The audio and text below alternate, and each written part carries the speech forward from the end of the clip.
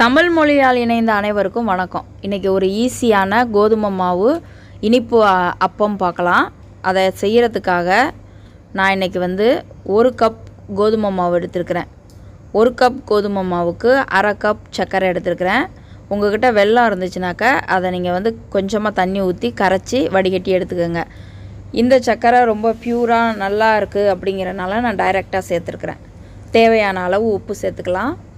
கூடவே நான் காஞ்ச தேங்காய் துருவல் சேர்த்துருக்குறேன். உங்கள்கிட்ட ஃப்ரெஷ்ஷானது இருந்தால் கூட நீங்கள் சேர்த்துக்கலாம். இது எல்லாமே நம்மளோட ஆப்ஷனல் தான். கூடவே ஒரு ஸ்பூன் நெய் சேர்க்குறேன். நெய் சேர்க்குறதுனால அந்த அப்பம் நல்லா ஃப்ளேவராக இருக்கும். அதனால் நான் நெய் சேர்த்துருக்குறேன். உங்களுக்கு வேணும்னாக்கா நீங்கள் ஏலக்காய் தூள் இதெல்லாம் நீங்கள் சேர்த்துக்கலாம். இது நம்ம வீட்டில் உள்ளதை வச்சு ரொம்ப சிம்பிளாக எப்படி செய்யலாம் அப்படிங்கிறத நான் காமிச்சிருக்கிறேன். அது கூடவே நம்ம தேவையான அளவு தண்ணி ஊற்றி அதை கரைச்சி எடுத்துக்கலாம். தண்ணி ரொம்ப ஊற்றிடக்கூடாது. கொஞ்சம் கொஞ்சமாக ஊற்றி நம்ம அப்பம் செய்கிறதுக்கு தேவையான அளவுக்கு, அதாவது இட்லி மாவு பதத்துக்கு இருந்ததுன்னா கரெக்டாக இருக்கும். இந்த மாதிரி நம்ம கலந்து எடுத்துக்கலாம் அந்த மாவை. அப்படி உங்களுக்கு மாவு கலக்க ரொம்ப கஷ்டமாக இருக்குது அப்படின்னாக்கா மிக்சியில் போட்டு ஒரு சுற்றுனீங்கன்னா ரொம்ப ஃபைன் பேஸ்ட்டாக ரொம்ப சூப்பராக கிடைக்கும். இந்த மாதிரி இருக்கணும் மாவு. இப்போ நம்ம எண்ணெயை கடாயில் காய வச்சுருவோம். எண்ணெய் நல்லா காஞ்சிகிட்ருக்கு. எண்ணெய் காயும் போது நல்லா ஃபுல் தீயில் வச்சு காய வச்சுருங்க.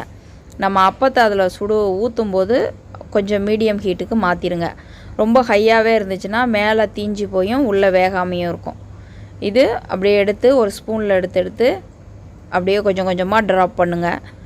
நம்மளோட அப்பம் சூப்பராக எலும்பி வருது பாருங்கள். இதில் உங்களுக்கு வேணும்னாக்கா நீங்கள் சோடாப்பு கூட நீங்கள் சேர்த்துக்கலாம். அப்ப சோடா, பேக்கிங் பவுடர் ஏதாவது இருந்ததுன்னா சேர்த்துக்கலாம். அது சேர்த்துக்கிட்டிங்கன்னா இன்னும் சாஃப்டாக இருக்கும். ஆனால் நான் இன்றைக்கி எதுவுமே சேர்க்கலை. ஆனாலுமே ரொம்ப சூப்பராக வந்திருக்குது. ரொம்ப ஈஸியான ரெசிபி தான் இது. ரொம்ப எல்லார் வீட்லேயும் செய்கிறது தான். இதில் உங்களுக்கு வாழைப்பழம் வேணும்னாலும் வாழைப்பழம் சேர்த்து நீங்கள் செஞ்சுக்கலாம். இது எல்லாத்தையுமே ஒரு 30 செகண்டுக்கு அப்புறம் பரட்டி போடுங்க. எப்போவுமே எண்ணெயில் போட்டதுக்கப்புறம் உடனே பரட்டி போடாதீங்க. ஒரு 30 செகண்டுக்கு அப்புறம் நல்லா வெந்ததுக்கப்புறம் 2 பக்கமும் நல்லா கோல்டன் ப்ரௌன் கலரில் வர அளவுக்கு நல்லா பொரித்து எடுத்துக்கலாம். அவ்வளோதான், நம்மளோட இனிப்பு கோதுமை மாவு அப்பம் சூப்பராக ரெடி ஆகிட்டு சாயந்தர நேரத்தில் டீயோடு குடிக்கும்போது ரொம்ப நல்லாயிருக்கும். கண்டிப்பாக ட்ரை பண்ணி பாருங்கள். நம்ம சேனலை சப்ஸ்கிரைப் பண்ணுங்கள். உங்கள் ஃப்ரெண்ட்ஸோடு ஷேர் பண்ணுங்கள். தேங்க்யூ.